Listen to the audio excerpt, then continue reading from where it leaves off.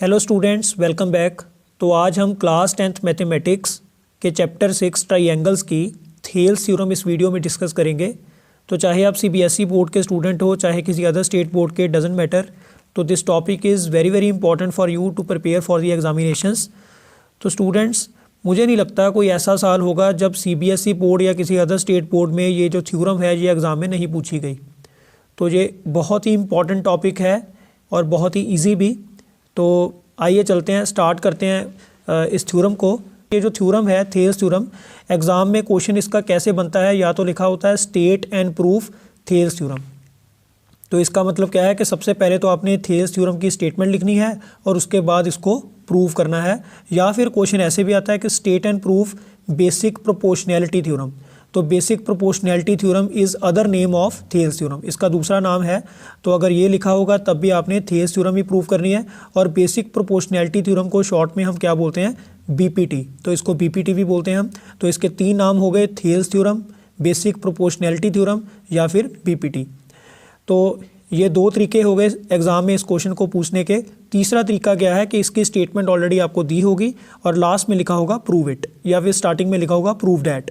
तो देखिए स्टूडेंट, इसकी स्टेटमेंट सबसे पहले क्या है। स्टेटमेंट है if a line is drawn parallel to one side of the triangle, the other two sides are divided in the same ratio. तो बहुत ही सिंपल जो ये थ्योरम है, तो इसको मैं बहुत ही अच्छे से आपको यहाँ पे समझाने वाला हूँ। आई थिंक कि उसके बाद आपको ये जो थ्योरम है इसमें कभी भी लाइफ में प्रॉब्लम नहीं आएगी। तो देखिए स्टूडेंट, ये जो स्टेटमेंट है इसका पहले मतलब क्या है कि if a line is drawn parallel to one side of the triangle. तो बात हो रही है यहाँ पे किसी ट्राइंगल की। तो सबसे पहले आप एक ट्राइंगल ही बना लो यहाँ पे। तो let's say we have some triangle और इसका कुछ ना कुछ नाम भी होगा। तो आप इसका नाम लिख लो यहाँ पे ABC, और साथ साथ में मैं यहाँ पे लिख रहा हूँ गिवन। तो आपको पता है कि ज्योमेट्री में जितने भी प्रूफ वाले क्वेश्चन होते हैं वहाँ पे कुल मिला के 4 स्टेप बनते हैं। सबसे पहले गिवन कि आपको दिया क्या हुआ है, फिर टू प्रूफ, आपने प्रूफ क्या करना है।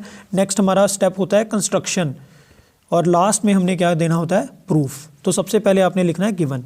तो हमें क्या गिवन है कि इन ट्राइंगल ABC, तो यहाँ पे क्या लिखा है, if a line is drawn parallel to one side of the triangle.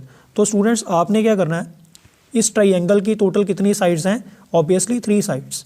तो यहाँ पे आप कोई एक साइड ले लो, चाहे AB, चाहे BC, चाहे AC। तो यहाँ पे सपोजिंगली अगर मैं AB ले रहा हूँ, तो यहाँ पे समझाने के लिए मैं साइड पे बना रहा हूँ कि लेट्स से अगर यहाँ पे इस ट्राइंगल ABC में आप AB के पैरेलल कोई लाइन ड्रॉ करो, तो वो लाइन कैसे ड्रॉ होगी, कुछ ऐसे।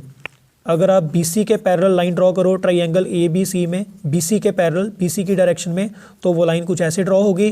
तो अगर आप AC के पैरेलल लाइन ड्रॉ करोगे तो वो लाइन कैसे ड्रॉ होगी, कुछ ऐसे ड्रॉ होगी, AC के पैरेलल। तो students we have 3 options to draw a line. तो हमने क्या करना है, if a line is drawn parallel to one side of the triangle. तो यहाँ पे for the sake of convenience मैं BC के पैरेलल जो लाइन है वो यहाँ पे ड्रॉ कर रहा हूँ, सो दैट कि इसको जो है अंडरस्टैंड करना थोड़ा सा ईजी हो जाए।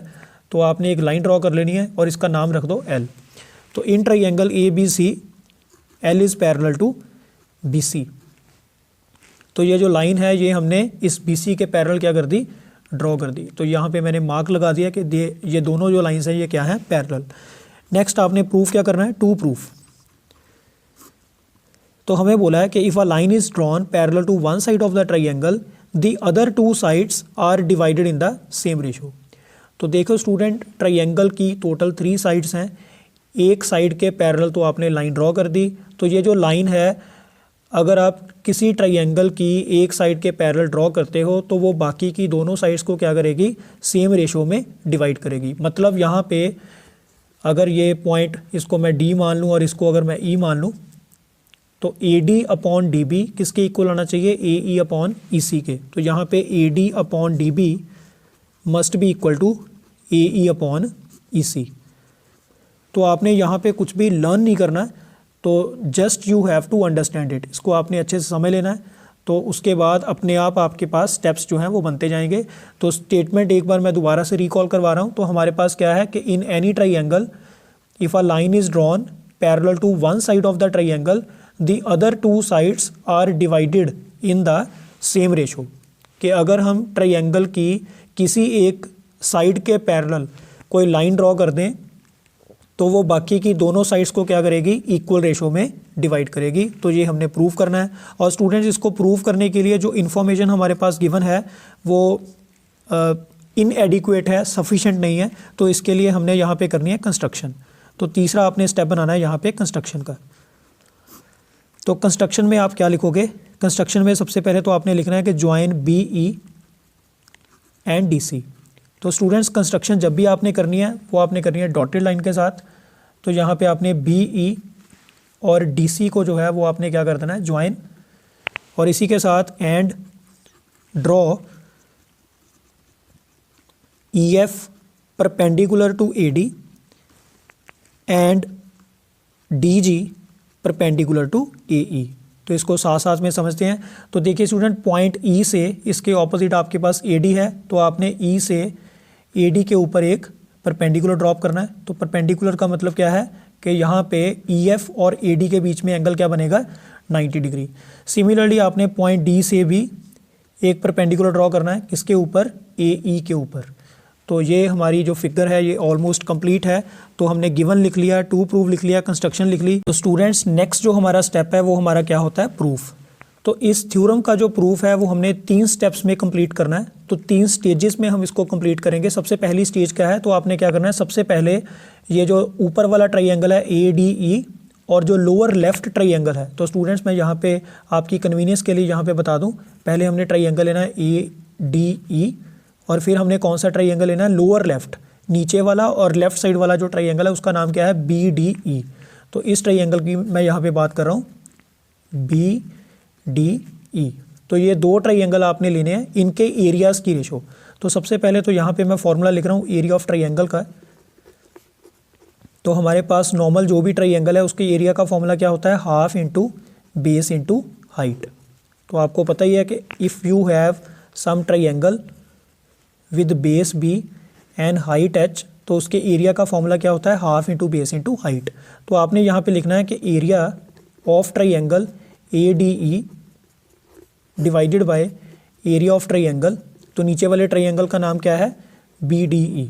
तो दोनों के एरियाज़ की रेशो क्या होगी, दोनों में हाफ तो आएगा ही आएगा, नीचे भी हाफ आएगा, इनटू बेस। अब देखिए स्टूडेंट, जो ए डी ई ट्राइंगल है उसका जो बेस है वो आप फर्स्ट स्टेज में क्या लो, ए डी, ये जो लेफ्ट वाला बेस है तो इसको मैंने मान लिया बेस, और इसके ऊपर आप देखो परपेंडिकुलर क्या है आपके पास, ई एफ। तो यहाँ पे आएगा साथ में ई एफ।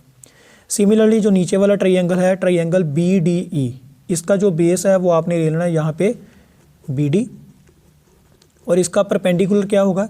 अब स्टूडेंट यहाँ पे ध्यान से देखो, ये जो ट्राइंगल बी डी ई है इसमें 3 कॉर्नर हैं, बी डी और ई, और तीनों के ऊपर किसी पर भी 90 डिग्री का जो एंगल है वो नहीं बन रहा। मतलब इस ट्राइंगल के अंदर इसका परपेंडिकुलर नहीं है। तो इसका परपेंडिकुलर कहाँ पड़ा हुआ है, इस ट्राइंगल के बाहर। तो ये आपको कैसे पता चलेगा, इसको आप थोड़ा सा अच्छे से समझ लो।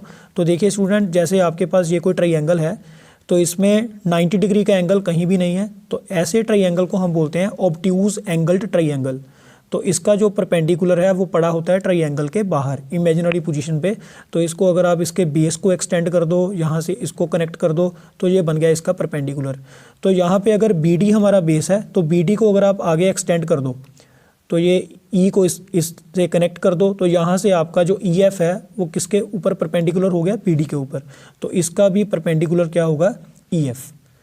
तो हाफ से हाफ कैंसिल, ई एफ से ई एफ कैंसिल। तो आपके पास नेक्स्ट स्टेप में क्या बचा है, area of triangle A D E upon area of triangle B D E is equal to A D upon B D. तो B D को आप डी बी भी लिख सकते हो। तो let it be equation number 1।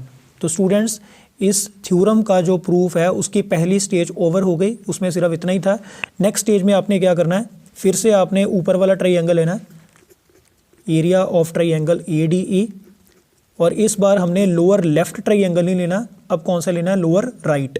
तो नीचे वाला राइट साइड वाला, राइट साइड वाले ट्राइंगल का नाम क्या है, डी ई सी। तो यहाँ आएगा area of triangle D E C. तो फॉर्मूला फिर से वही है, half into base into height. तो यहाँ पे 1/2 इंटू बेस, तो बेस पहले हमने लिया था ए डी, अब हमने बेस कौन सा लेना है, राइट वाला ए ई।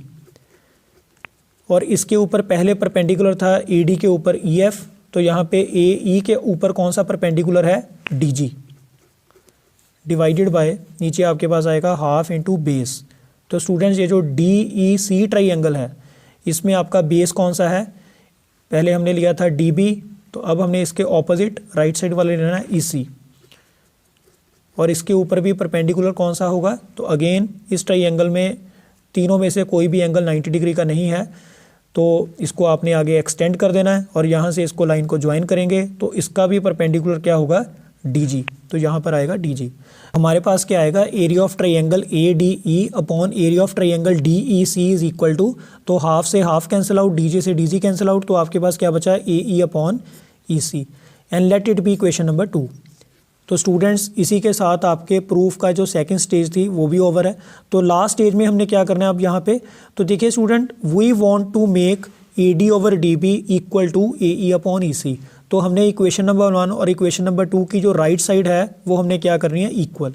तो राइट साइड तभी इक्वल होगी अगर आपकी दोनों इक्वेशंस की जो लेफ्ट साइड है वो क्या होगी, इक्वल।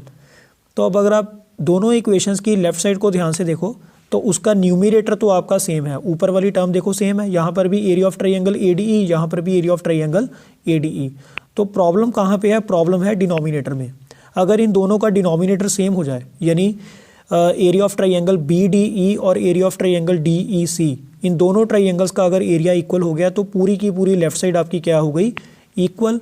तो अगर लेफ्ट साइड इक्वल होगी तो वहाँ से राइट साइड तो इक्वल हो ही जाएगी, तो उससे आपका जो रिजल्ट है वो क्या हो जाएगा, प्रूफ।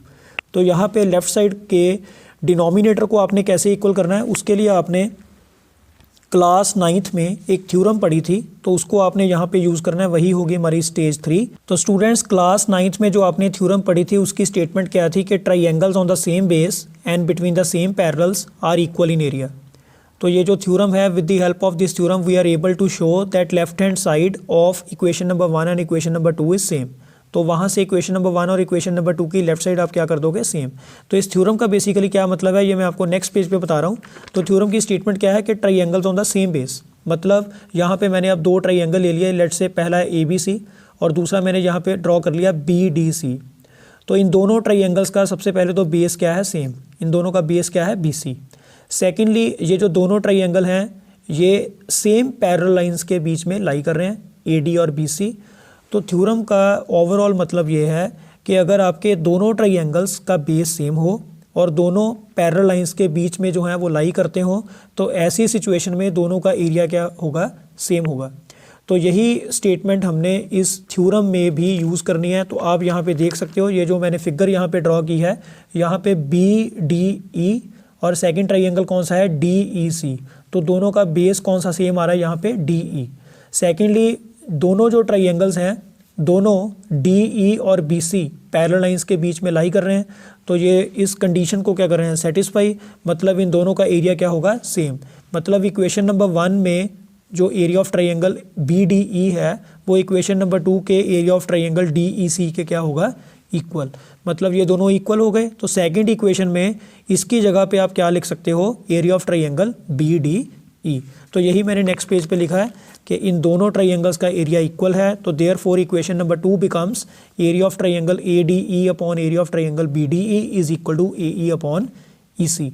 तो therefore from first and third equation, अब देखिए स्टूडेंट्स, इक्वेशन नंबर 1 और इक्वेशन नंबर 3 की जो लेफ्ट साइड है वो क्या हो गई, बिल्कुल सेम हो गई। तो यहाँ पर भी area of triangle A D E upon area of triangle B D E है और यहाँ पर भी क्या है, area of triangle A D E upon area of triangle B D E. तो इसका मतलब राइट साइड भी सेम होगी। तो राइट साइड में आपके पास क्या है, A D upon D B is equal to A E upon E C. और यही हमने इस थ्योरम में प्रूव करना था। इसको आपने बॉक्स में हाईलाइट कर देना है और लास्ट में आपने लिख देना है हैंस प्रूव्ड। तो इसी से आपकी जो थेल्स थ्योरम है वो यहाँ पे कंप्लीट है। तो स्टूडेंट्स इसको आपने बहुत ही अच्छे से प्रिपेयर करना है। तो ऐसा कोई भी मार्जिन नहीं है कि एग्ज़ाम में आपको ये थ्योरम नहीं आएगी। तो डेफिनेटली 110% ये थ्योरम आपको एग्ज़ाम में आनी है। तो prepare it very well for the exam. All the very best. We will meet in the next video. So thank you very much students, thank you very much.